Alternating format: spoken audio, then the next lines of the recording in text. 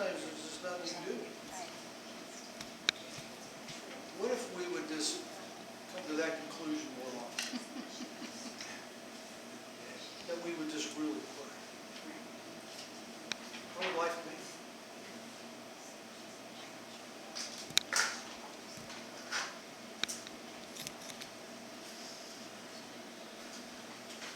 I'm going to kind of get into some of that in this message. I got a story about, the gal's name's Kathy, that's her name, but it's not this Kathy. I'm going to talk about Daniel. Daniel, how did Daniel come, Daniel in the Bible, how did Daniel come to be in Babylon? Anybody remember? How did he get there? Sometimes context is important. The Israelites were taken captive. Yeah, the Babylonians came into Israel and they captured Jerusalem, and they captured some of the best young men that Jerusalem had, and they took them back as captives. That's how Daniel, talk about, I didn't sign up for this type of life. That was Daniel's situation. And he got into so many situations because he was a believer in an unbelieving atmosphere.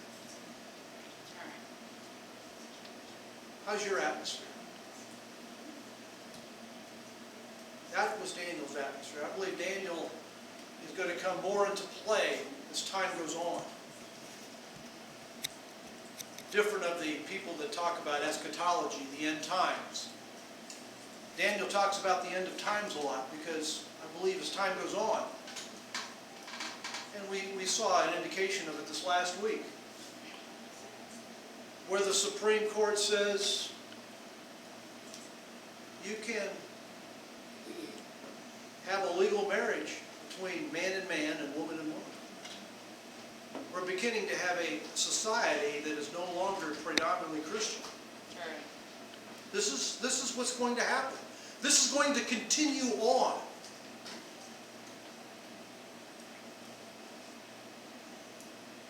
It's going to be predominantly. And Daniel is a great example to look at. Let me tell you about Kathy. She'd come home from her weekly grocery trip. She would go to the grocery different times, but there was one time when she got most of her groceries. She came over to the house holding the lip of a grocery sack in one hand, balancing a crying baby in the other hand, and urging forward two preschool sons who were straggling behind. You can see the picture. She's kind of struggling to get into the door. Just as she squeezed through the back door and swung around the kitchen counter, the side of the paper grocery sack ripped. The sack had everything in it crashed to the floor, including this large economy-sized bottle of liquid dish soap. When the soap bottle hit the linoleum, the lid sprang off. Whoops. The honey-like embers glugged out. And the mess spread across the kitchen floor. So she gently put her crying baby into the high chair, told her $2 to stay out of the mess, and as she leapt across the puddle of soap to reach those paper towels, but then she leapt across that to reach the paper. Then as she got down on her knees to sop up the soap, she heard this strange hissing coming from the grocery sack.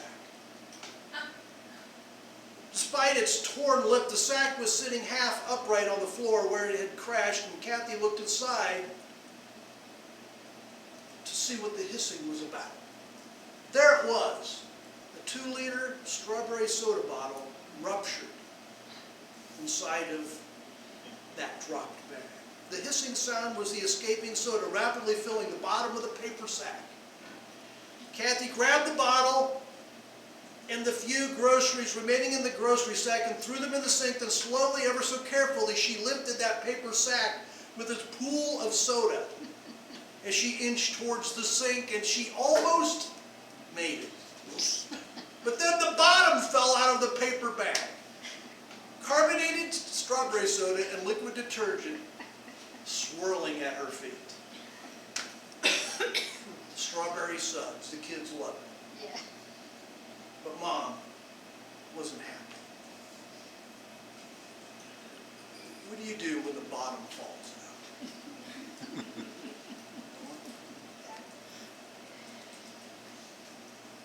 If it's a grocery sack, the remedy's pretty clear. You get a little upset, get out the mop and clean it up. What do you do when the bottom falls out of your life? Your career, your finances, your health, your relationships. What do you do? Well, we don't like to think about it. We all know the unthinkable can happen. Believers are not insulated from life's crises. The bottom can fall out. In John 17, Jesus said, "My prayer is not that you, Father, that you take them out of the world, but that you protect them from the evil one." We live in a fallen world. Like everyone else, we face crippling disaster. We can face disappointments. Let me tell you some scenarios. 7-year-old girl is diagnosed as having leukemia. Her father, a believer in Jesus, had just been laid off from his job. What are they to do? A teenage boy enters a hospital in respiratory distress. The doctor suspects the problem may be drug-related. But the boy's Christian parents can't believe it. They've never known their son to consume anything stronger than grape soda. The doctor turns out to be right.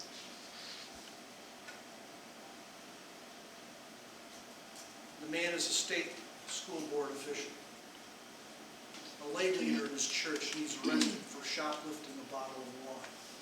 The police report says he took the bottle to the restroom where he finished it off. Why would he make such a choice? Later reports tell of job pressures, personal medical problems, family tensions, and a daughter's recently diagnosed brain tumor. The hidden wine binge was just a desperate attempt to escape it all for a while. How about a wonderful church elder watched helplessly for 1.5 years as his only daughter's marriage disintegrated. Then he lost his job, and then his daughter was killed in an accident caused by a drunk driver. All these events are true events. They involve real Christians. What do you do when you're between a rock and a hard place? What do you do when you feel like you have no hope?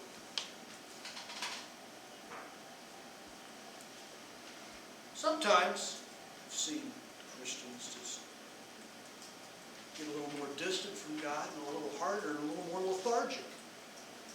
You start losing your passion. You start questioning your beliefs. To minimize pain, because if you really believe, maybe you think that that shouldn't happen.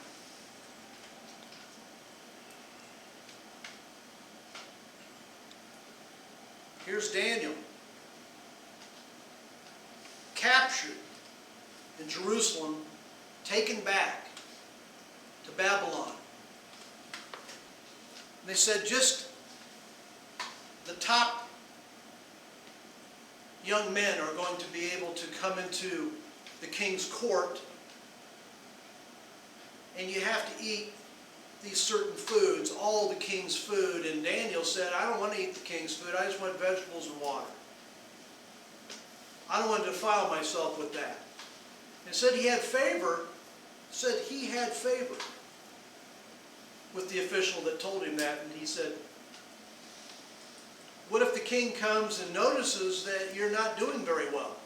He says, how about you give us 10 days?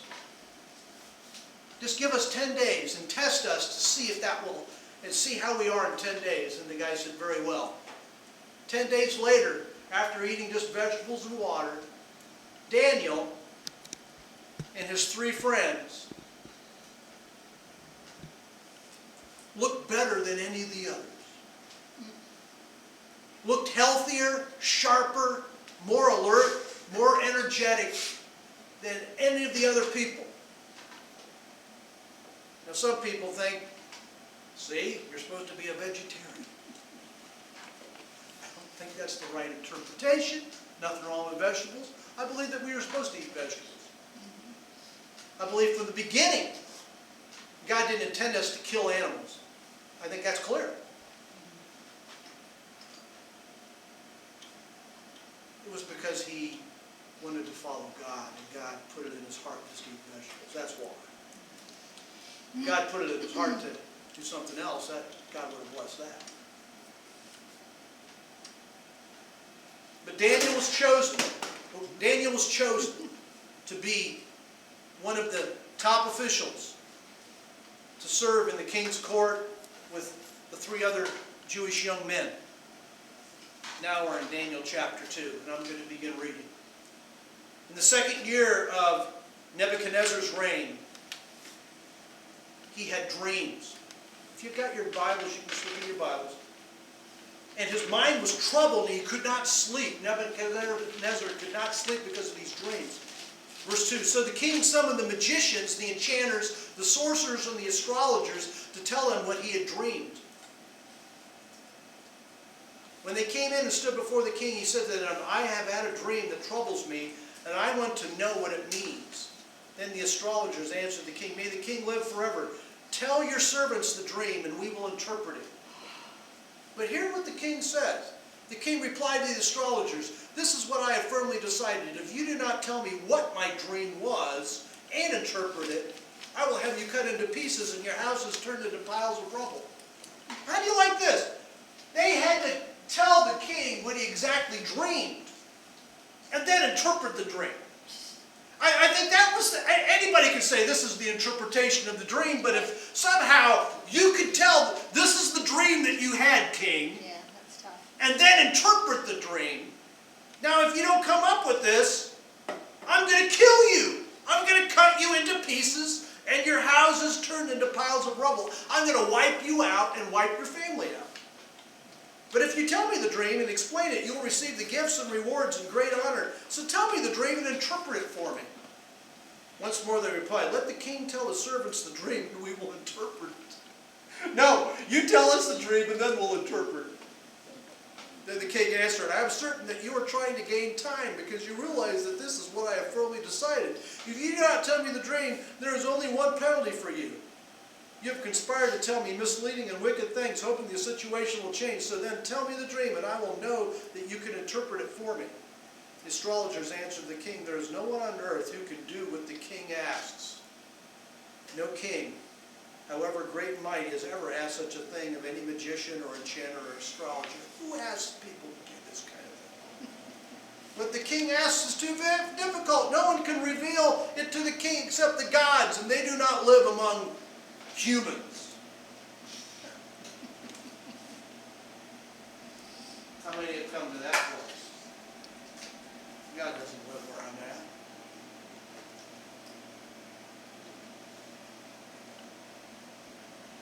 God knew what Nebuchadnezzar was going to do. God is trying to bring his presence into Babylon.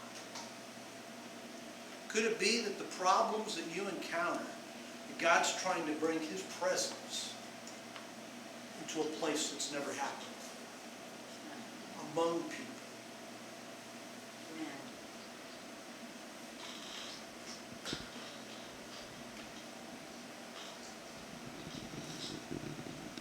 What the sorcerers and the magicians said, it says, verse 12, this made the king so angry and furious that he ordered the execution of all the wise men of Babylon.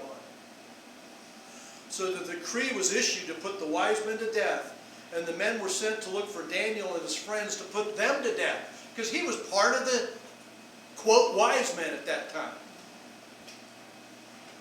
When Arioch, the commander of the king's guard, had gone out to put to death the wise men of Babylon, Daniel spoke to him with wisdom and tact, and he asked the king's officer, "Why did the king issue such a harsh decree? Why does the king want to put me to death?" Arioch then explained the matter to Daniel. And he went through. You got to interpret this dream. You got to tell what the dream is and interpret the dream. And unless you do that, you're going to die. At this, Daniel went into the king and asked for time that he might interpret the dream for him. Church, Daniel's in trouble. If I don't get a revelation about what the dream is and the interpretation of the dream, I'm going to die, and my friends are going to die.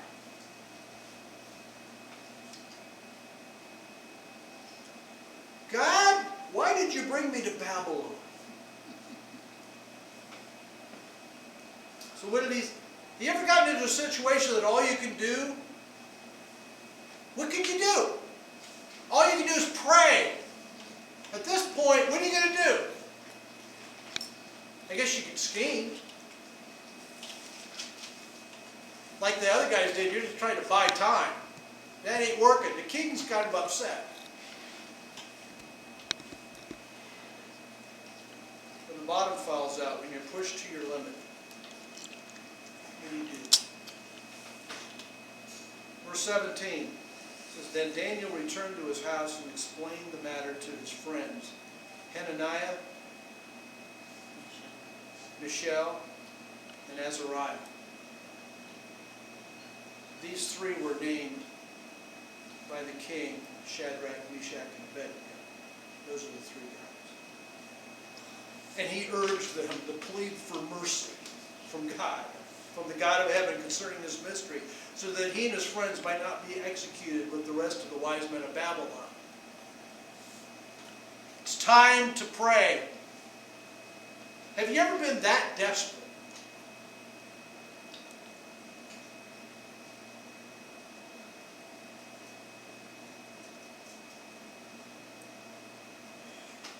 What do you do when you need an answer? Daniel says, we got to hear God. And we got to pray together. Tim Keller is a pastor. He says, in the second half of life, I discovered prayer. I used to think that those who are really spiritual pray a lot. If you're really a spiritual person, you'll probably pray a lot. And I'm not just talking about little, Lord help me with this, or Lord help me with this, or Lord help me with this. I'm talking about you really talking to God about everything, and really pouring your heart out to God. I thought those were really spiritual people, but you know what? I've discovered that when I pray a lot, it's because I realize I'm not very spiritual. That's when I pray. When I have the revelation that I don't have it. And that there's only one that has the answer. I think in order for us to pray, we got to pray, God, let me know I can't do this. And I can't depend on this world or the world's resources. Give me a heart that says only you have the answer, and then I would seek you.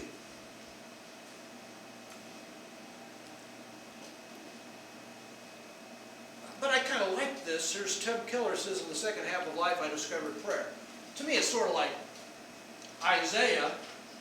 It's in Isaiah 6 that Isaiah had that revelation where he saw the Lord high and lifted up.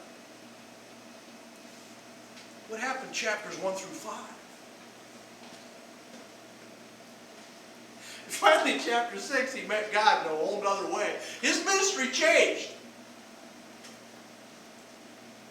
He says, I discovered prayer because I had to in the fall of 1999. He says, I taught a Bible study course on the Psalms. It became clear to me that I was barely scratching the surface with the Bible commanded and promised regarding prayer. And then came the dark weeks in New York City after 9/11, when our whole city sank into a kind of corporate depression. Yeah, the city rallied, he says, but we were down. It says, for my family, the shadow intensified as my wife, Kathy, struggled with the effects of Crohn's disease, and finally I was diagnosed with thyroid cancer. He says, at one point during all this, my wife urged me to do something with her that we had never been able to muster the self-discipline to regularly do. She asked me to pray with her every night. Every night. And she used this illustration that crystallized her feelings very well. This is what she said. She said, imagine that you were diagnosed with such a lethal condition that the doctor told you that you would die within hours unless you took a particular medication. Just one pill every night before going to sleep. Imagine that you were told that you could never miss it or you would die. What do you think? Would you forget? Would you forget to do that? Would you not get around to do it some nights? I would say no, it would be so cruel that you wouldn't forget. You wouldn't miss it. And then he says, my wife says, if we don't pray together to God, we're not going to make it. We're facing too much. She said, I know I can't get through without prayer. Spiritually, I'm going to die. We have to pray. Tim Keller and his wife needed prayer to live. When we have this mindset, we too pray. Prayer must be more than an addition that we add to our life. Prayer must be the source of hope of our lifeline.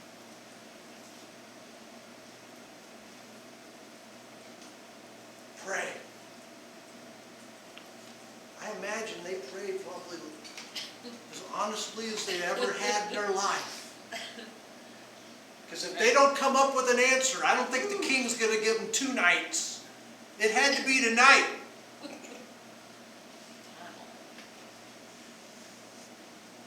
So they prayed.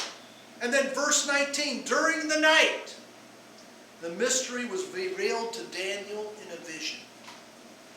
God opened his mind. God opened Daniel's mind.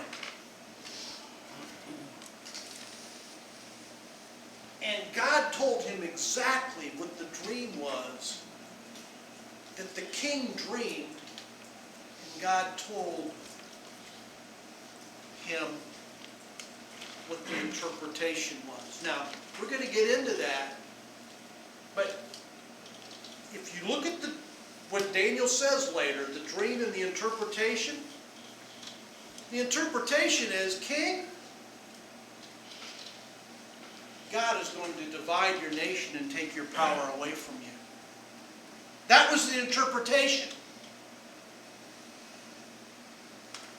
I'm not sure if Daniel still thought maybe he was going to live. I'm not sure. But you know what? I don't know if that mattered.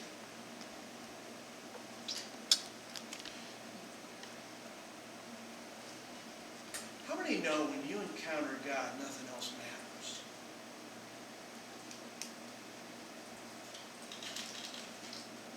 When you are in that place with God, it's like time stops. You're in this like cocoon with Him. I don't know how to say it.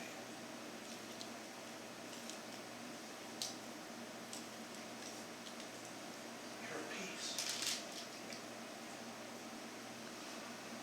Because this is what Daniel said in that moment. Listen to this prayer. It's a great prayer. There's so much wisdom in the prayer and understanding. We can hear what Daniel's saying. He says, praise be to the name of God forever and ever. Wisdom and power are His. He changes times and seasons. What do you think he was thinking? Months ago, I was in Jerusalem. He changes times and seasons. It's a different time. It's a different change. He changes times and seasons. How many look back and say, I wish it was like that? It's not. He didn't say the Babylonians come in and change times and seasons. He says, God, you change times. You change seasons. He deposes kings and raises others up. He brings kings down and He brings kings up. I'm not under the king in Jerusalem anymore. I'm under Nebuchadnezzar now. But he's the one that raises people up and puts people down. We may grovel about even our president. God put him in place. Pray for the man. Amen. If I were president, everybody would be whining about me. I know this. I was a pastor, just of a few people, and people didn't like that either. That's just the way it is, but you can't have your eyes on people. Amen. But he brings kings up, and he gives wisdom to the wise and knowledge to the discerning. He reveals deep and hidden things. He knows what lies in darkness. Nothing escapes God. Evil doesn't come on Him and lurch up on God. He knows what lies in darkness, and light dwells with Him. I thank and praise you, God of my ancestors. You have given me wisdom and power. You have made known to me what we asked of you. You have made known to us the dream of the king. God had this set up. Daniel didn't know it was set up. How about your life? God has you set up. Maybe you don't know it. Pray. We talked about last Sunday, pray, P-U-S-H, pray until something happens. Pray until something happens. Either something will move in you, or something will move outside of you. Pray.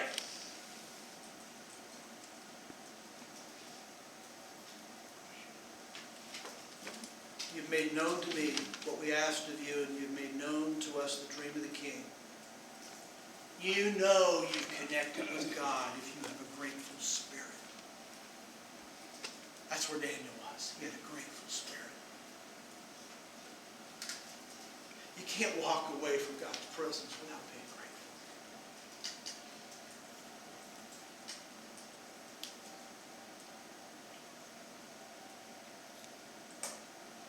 Daniel didn't have it all together. He wasn't in a perfect situation, but he saw that God was leading his life, and he was in the middle of his will. This is what happens when we encounter God. In that moment, we know we are in His will. Christian Smith has a book entitled The Religious and Spiritual Lives of American Teenagers. He concludes that many young American adults have faith characterized by moralistic therapeutic deism. And what is that? He says many teenagers conclude if we live good lives and we're kind to others, then God will provide therapeutic benefits to us, like self-esteem and happiness. Other than God is not that involved in their world, they see. This view of God has a profound effect on prayer, says Smith. Smith found that American teens personally prayed frequently. 40% prayed daily or more. And only 15% they said they never prayed. However, their motivation for prayer largely focused on meeting their own needs. Some of the teens interviewed said, if I ever have a problem, I go pray. It helps me deal with problems. It calms me down for the most part. Praying just makes me feel more secure, like there's something there helping me out. I would say prayer is an essential part of my success. You see the problem with that. It's not about God. It's about me. Smith said that these young American prayers, Americans' prayers lacked any sense of worship of God, of praise, and repentance. Smith writes, their view of God does not require repentance from sin. Smith concludes that this distant God is not there to change. That distant God doesn't change people, because his job is to solve problems and make people feel good, according to these youth. There's nothing here to evoke wonder or admiration. I think that's somewhat the view of God in America, somewhat. He's here for us. We're coming on the 4th of July. What's the big deal? What's the one saying that people say, God bless America, right? How about America bless God? How's come that one didn't sell as well? America bless God!